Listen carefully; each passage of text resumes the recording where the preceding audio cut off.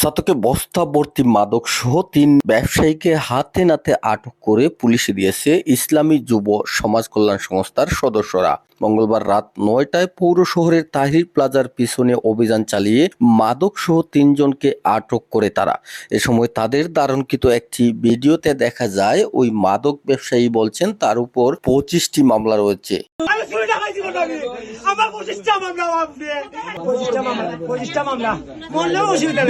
শুধু তাই নয়, ৫-১০ বছর জেল খেটে তিনি ফিরে আসলে তাদেরকে উচিত শিক্ষাও দেবেন।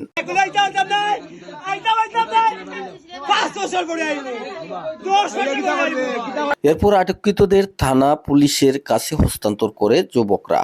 জানা যায়, দীর্ঘদিন যাবৎ ছাতক পৌর শহরের বিভিন্ন এলাকায় অবাধে মাদক ব্যবসা করে বারবার পুলিশের হাতে গ্রেফতার হলেও জামিনে বেরিয়ে পুনরায় মাদক ব্যবসা পরিচালনা করে আসছে এসব দুষ্কৃতিকারীরা, যে কারণে ধ্বংস হচ্ছে উঠতি বয়সী কিশোর ও যুব সমাজ। যার জন্য এসব মাদক কারবারিদের ধরিয়ে দিতে উদ্যোগ নেয় মণ্ডলীবুকের শাহজালাল আবাসিক এলাকার ইসলামী যুব সমাজ কল্যাণ সংস্থার যুবকরা।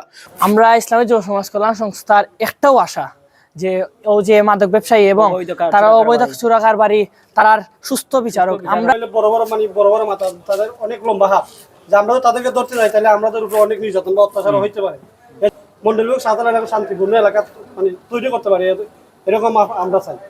আমাদের ছোট ভাইরা অনেক সময় যারা ভালো আছে এরা কি করে তাদের কাছ থেকে বিভিন্ন ধরনের মাল কিনে বা তারা জুড়ে দিয়ে দেয় খাওয়ানোর জন্য, এবং তারা কি করে একসময় নেশাগ্রস্ত অবস্থা তারা জড়িত হয়ে যায়।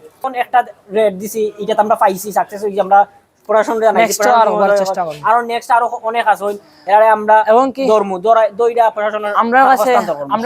মঙ্গলবার রাত ৮টার দিকে প্রতিদিনের মতো শহরের তাহির প্লাজার পিছনে নির্জন একটি করে মাদক ক্রয় বিক্রয় ও সেবন চলছিল এমন তথ্যের ভিত্তিতে যুবকরা ওই করে হানা দেয়।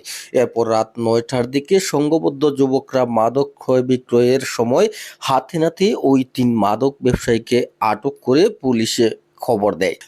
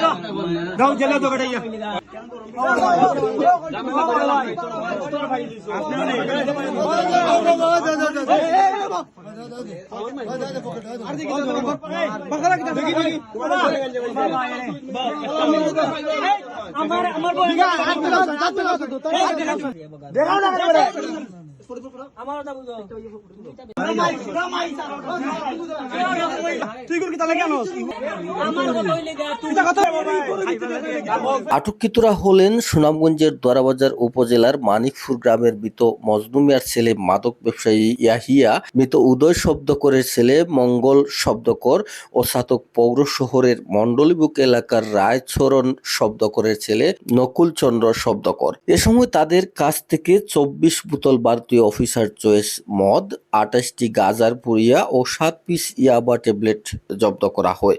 এ ঘটনার সত্যতা নিশ্চিত করে থানা পুলিশের উপপরিদর্শক পঙ্কজ বলেন, যুবকদের সহযোগিতায় আটককৃতদের কাছ থেকে নগদ টাকা সহ গাঁজা, মদ ও ইয়াবা উদ্ধার করা হয়েছে। এ ঘটনায় পুলিশ বাদী হয়ে ছাতক থানায় একটি মামলা দায়েরেরও প্রস্তুতি চলছে।